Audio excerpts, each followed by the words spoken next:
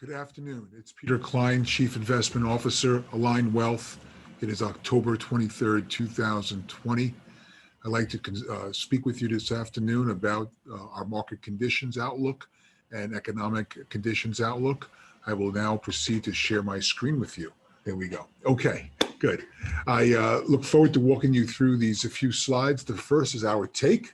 So we believe that stimulus has taken over from basic fundamentals as the only game in town. No one cares about anything else but stimulus. And think about that, folks. Earnings, growth of companies, sustainable business models, all put aside for the holy grail of more money being thrown at the markets. I'm not saying we don't need it. I mean, there's a lot of folks that do, but that is not a normal market condition.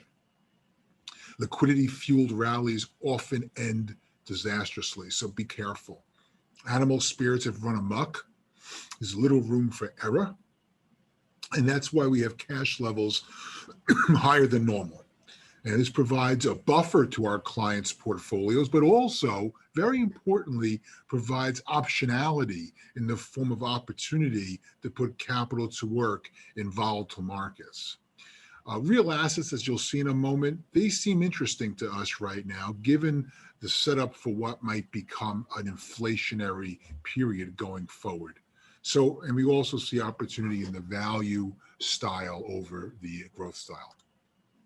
This is from our friends at Strategas, and this is part of what I'm speaking about when I'm talking to you about earnings.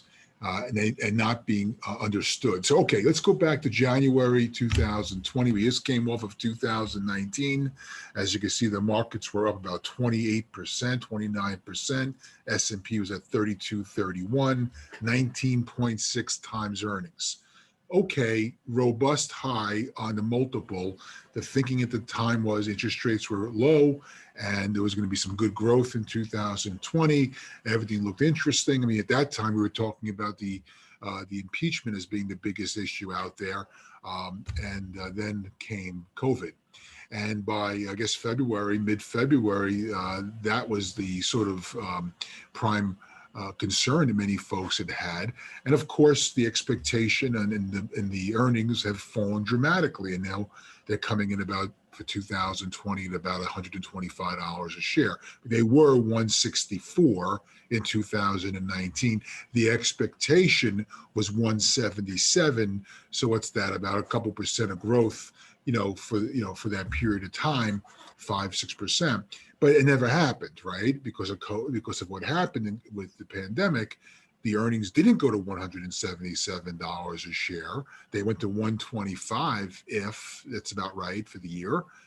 But the market went back to where it was, actually above where it was in December of 2019, showing us a 28 multiple on trailing earnings. And 2021, the growth is about 143 in earnings per share. So I guess my point is, do these metrics, do these multiples make sense? And I would say they do not.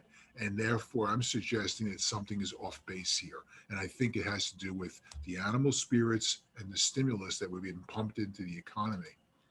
Here's money supply, as shows you the growth of money supply has been like, there's never been a period of this kind of money supply growth. That's going to have implications. Debt levels are high, very high.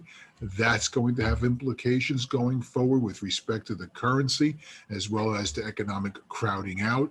And then what happens? Who pays all this debt back, or will it be inflated away? Interesting. Talking about valuations, guys, we've got to take a look at this, because the price to sales metric, the multiple of a market price of an asset or a security to its revenues, is at all-time highs. And it's a very mean reverting statistic.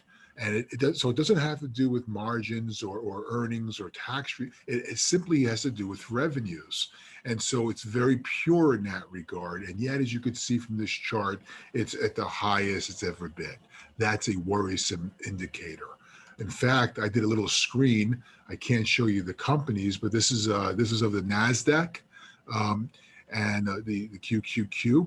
ETF, and it shows you the price to sales ratio for the top companies in the OTC, and you could see here 265 times revenue.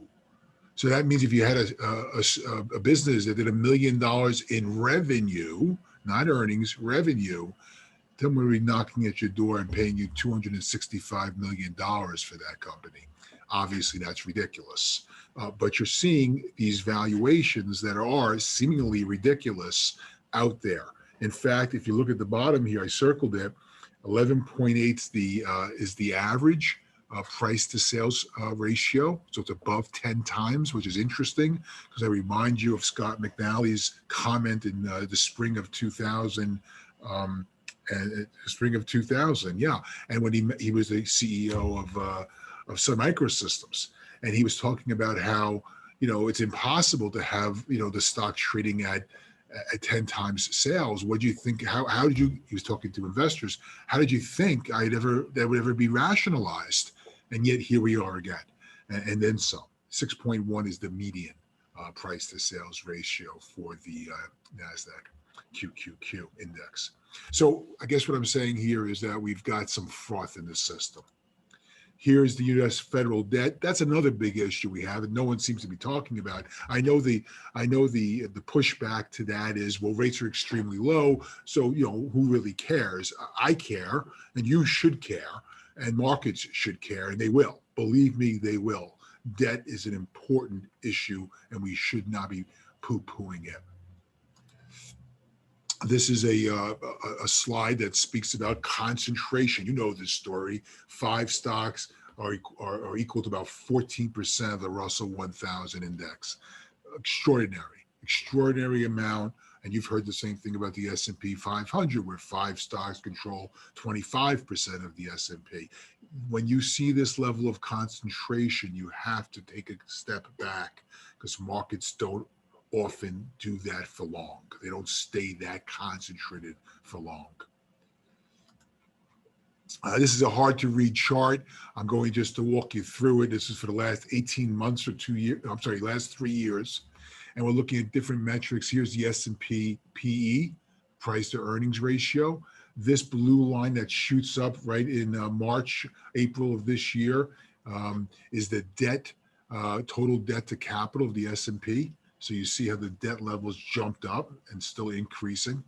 And then you could see here, this yellow line that's falling is the EBITDA margin of the S&P 500. So you can see how that came down. It's inching back up, as has the price to sales ratio. Look at that price to sales ratio, as I showed you earlier in the previous slide. So what's a fiduciary to do? We're ALINE Wealth, and we're fiduciaries for our clients' assets and their goals and their aspirations and their families' legacies. And that's on our shoulders, and we welcome that and take it on as our mission in life. And so that's the work that we do at ALINE Wealth. But as fiduciaries, we're scratching our proverbial heads by saying, what are we to do in this kind of environment? And what do you do with clients that are seeking a conservative long-term growth? And what we come away with saying or thinking about is to seek uncorrelated asset classes. Now, the problem with that is that all the asset classes, because of the low interest rates we've seen, are very correlated. So you're not getting that yin and yang, that ability to diversify within asset classes. Oftentimes you would have a 60-40 portfolio, 60 equity, 40 fixed income. Well, with interest rates so low, that fixed income is not moving or doing anything for us. So it's bringing no diversification aspects to the portfolio. Very difficult to find uncorrelated asset classes today. We believe active management makes a lot of sense today, especially today with the indices where they are, as I just showed you. So we believe we believe in active over passive. Doesn't mean we're not doing any passive. Of course, we do have some, but clearly we believe active will do better than passive. We're embracing robust risk management. We're watching the downside very carefully, using trailing stops, using derivatives to protect our bottom line, using cash. That's the best one. I mean, I know it's bringing no return to the table. However, it's the only asset class that doesn't go down. A buffer to provide you a ballast to the portfolio and to provide you that aforementioned optionality when opportunities make themselves present. So, this whole balance between risk and return, preservation and appreciation, um, that's what we're thinking about these days. And we're looking to buy what's unloved and out of favor. Contrarian will always win in the long term. Okay, that's the bottom line. Got to go against the herd, folks. And those that win are the ones that go against the grain and go against the herd. So here we have the value versus growth. It's a 2 standard deviation event. This is very rare that we see this. Look what happened back in 1999, 2000, when again the growth style did extremely well. Ergo, the dot-com bubble at the time versus value. Value had a 10, 12 year, about 10 year run where they outperformed growth. We think we're seeing a setup to that again, and we believe we're going to value outperform growth going forward.